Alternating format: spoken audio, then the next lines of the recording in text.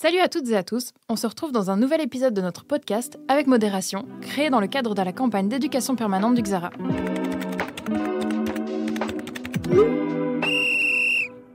Tout au long de la campagne, on a pu parler des discriminations présentes sur les réseaux sociaux, et donc je me disais qu'il était important de savoir comment se protéger quand on subit ce genre de discrimination quand on est utilisateur et utilisatrice, et c'est pour ça qu'aujourd'hui, on est avec Camille qui travaille chez Unia. Bonjour à tous et à toutes. Donc je suis Camille, je travaille pour Unia. Unia, c'est le Centre d'égalité des chances et de lutte contre les discriminations. On est un organisme interfédéral, indépendant et qui se veut expert sur les questions de discrimination. Indépendant parce qu'on ne dépend pas d'un gouvernement, interfédéral parce qu'on a des compétences tant pour les régions que pour l'État fédéral et également pour les communautés. Donc il peut y avoir plusieurs sortes de discrimination. Et nous, on les traite un peu de différentes manières.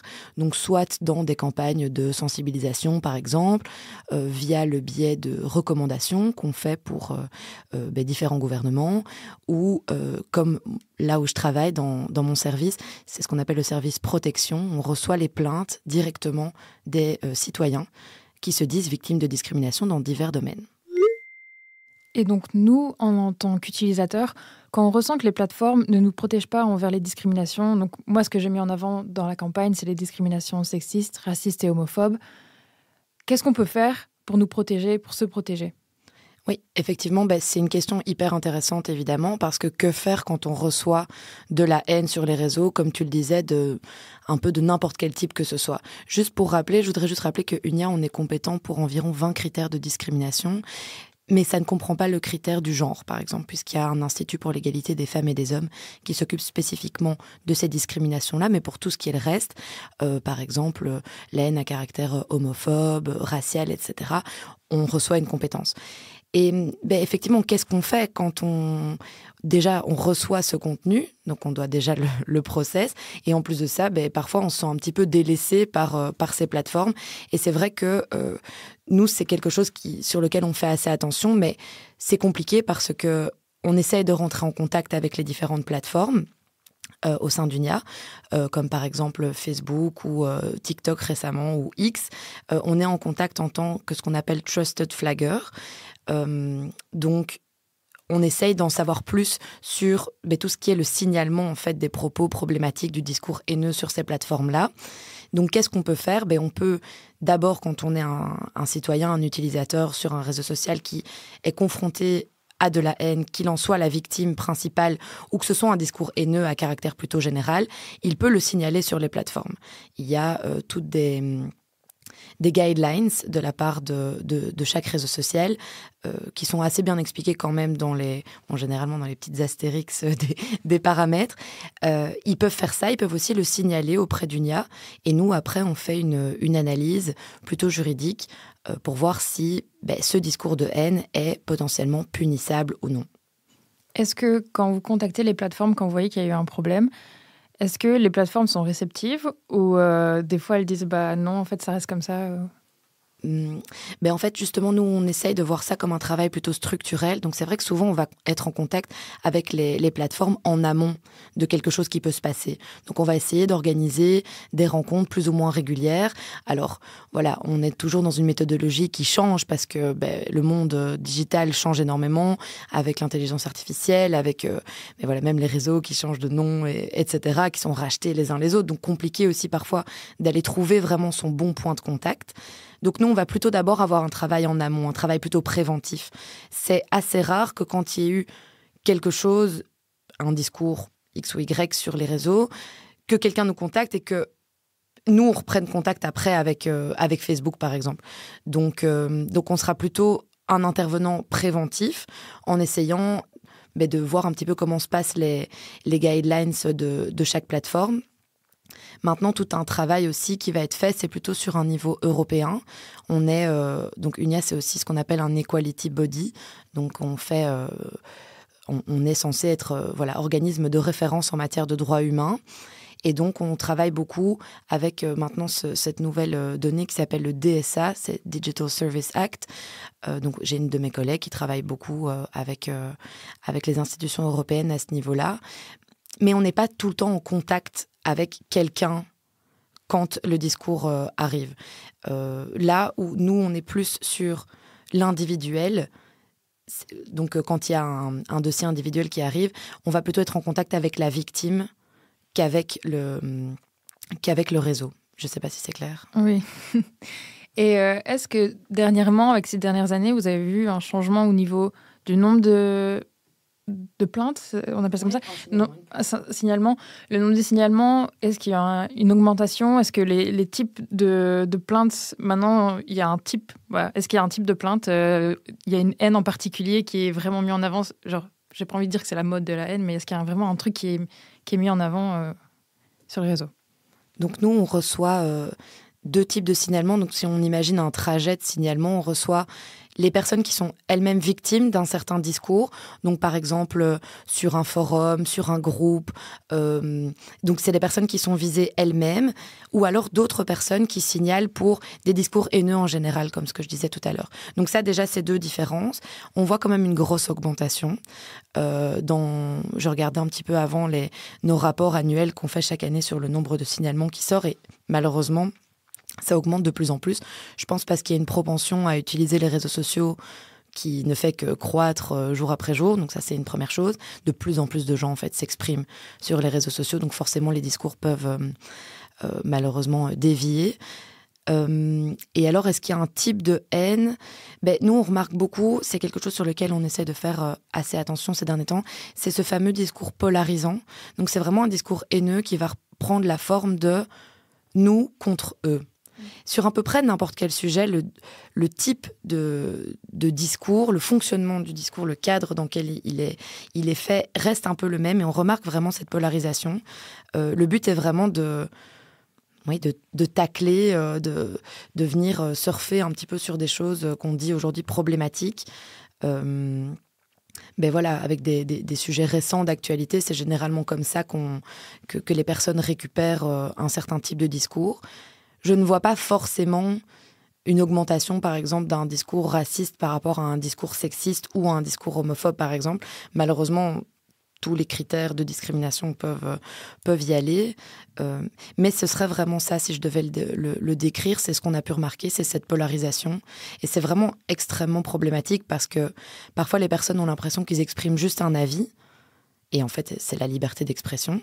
Et qu'est-ce qui fait que ça glisse vers un discours de haine?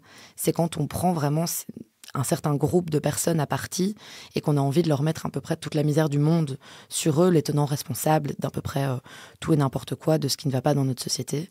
Donc voilà, tout discours de haine n'est pas forcément punissable non plus, ça, on aura peut-être l'occasion d'y revenir, mais je dirais que c'est vraiment cette polarisation qui est malheureusement un petit peu à la mode, pour reprendre tes termes. Okay. Les critères dans lesquels toi et Unia évoluent, c'est à quel moment la liberté d'expression s'arrête et à quel moment ça devient un peu criminel ou même juste haineux de s'exprimer.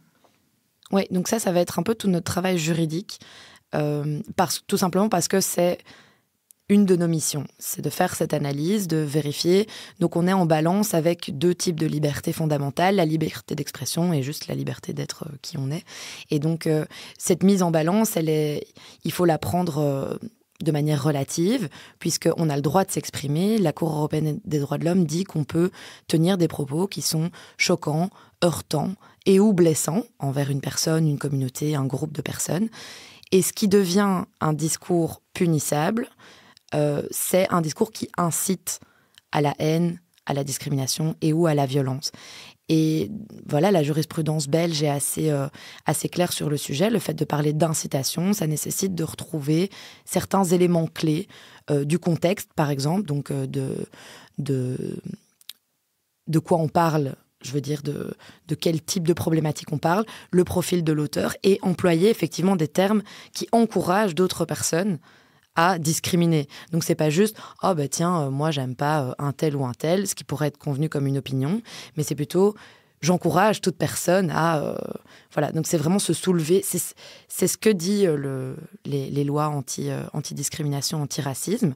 Donc ça va être notre travail. Si on souhaite déposer une plainte au pénal, Donc c'est ça qu'on entend par punissable. Ça veut dire que potentiellement on encourt une peine pénale. Après, il faut encore que le dossier arrive devant le procureur, soit devant un tribunal, etc. Donc on est conscient, ça c'est la limite. Après, on sait bien que, il y a des discours qui sont dits problématiques. Nous, c'est un peu ce qu'on appelle le discours gris.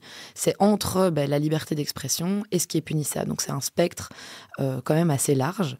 C'est un discours qui continue à être nourri de stéréotypes, qui continue à marginaliser certains groupes de la population. Et même si à ces discours-là, on ne peut pas toujours donner une réponse juridique, c'est pas pour autant qu'on ne peut pas en parler, et en parler de manière plutôt peut-être dans le cadre de sensibilisation, de vivre ensemble, d'inclusion de tous. C'est quelque chose sur lequel je suis assez... j'essaye de travailler aussi, justement, si on fait un podcast où il y a plein d'autres choses qu'on lance aussi, même au sein d'UNIA, mais d'expliquer que la réponse juridique, c'est pas la seule. C'est pas la seule pour s'éduquer sur ce discours problématique. Et c'est pas parce que c'est pas punissable que c'est pas un problème pour la société qu'on souhaite avoir, dans laquelle on souhaite évoluer. Donc c'est un vrai challenge d'expliquer aux gens ce que c'est ce discours gris.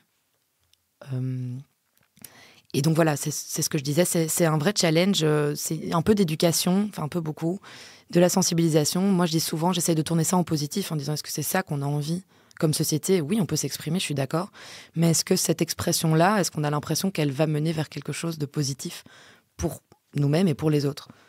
Je pense que ça, c'est une limite. C'est plutôt une limite morale qu'une limite juridique. Voilà. Ok, merci beaucoup en tout cas. Merci à toi. C'est très intéressant. C'est avec cet épisode que nous arrivons à la fin de notre série de podcasts. Tout au long de notre campagne, il était essentiel pour nous de saisir comment les divers aspects de la modération sur les réseaux sociaux sont vus et appliqués, et comment, en tant qu'utilisateurs, nous pouvons être impactés, comme on a pu l'entendre durant le témoignage. Avec la mise en œuvre du DSA pour les plateformes au début de l'année, nous entrons dans une nouvelle phase de transformation. Vu que l'application de cette loi est encore récente, il est encore trop tôt pour tirer des conclusions, car tous les résultats ne sont pas disponibles. Par contre, il n'y a pas que les pays d'Europe qui souhaitent réglementer les réseaux sociaux. Si on regarde les pays d'Asie, on peut remarquer que les gouvernements exercent un très grand contrôle sur ce qui peut paraître ou non sur les réseaux. Par exemple, en Inde, il existe un projet de loi visant à soumettre les créateurs de contenu à un régime juridique similaire à celui des autres médias. Ils seraient alors obligés de s'enregistrer auprès du gouvernement et de rendre des comptes sur leurs vidéos. Ils seraient également plus exposés au dépôt de plaintes, et cela permettrait au gouvernement de censurer plus facilement les personnes supposées opposantes politiques. Je ne pense pas que l'Union européenne atteindra un jour ce stade, mais il sera intéressant de surveiller si de nouvelles règles s'ajoutent au DSA. J'espère en tout cas que vous avez pu apprendre des éléments intéressants sur les réseaux sociaux et que cela vous a donné matière à réflexion sur votre propre utilisation. Faites-nous savoir ce que vous en avez pensé en laissant un commentaire ou en nous envoyant un message. D'ailleurs, vous pouvez retrouver sur notre site xara.be et notre page Instagram xara.asbl tous les liens vers les épisodes, ainsi qu'une analyse et toutes les publications que l'on a pu faire ces derniers mois autour du sujet.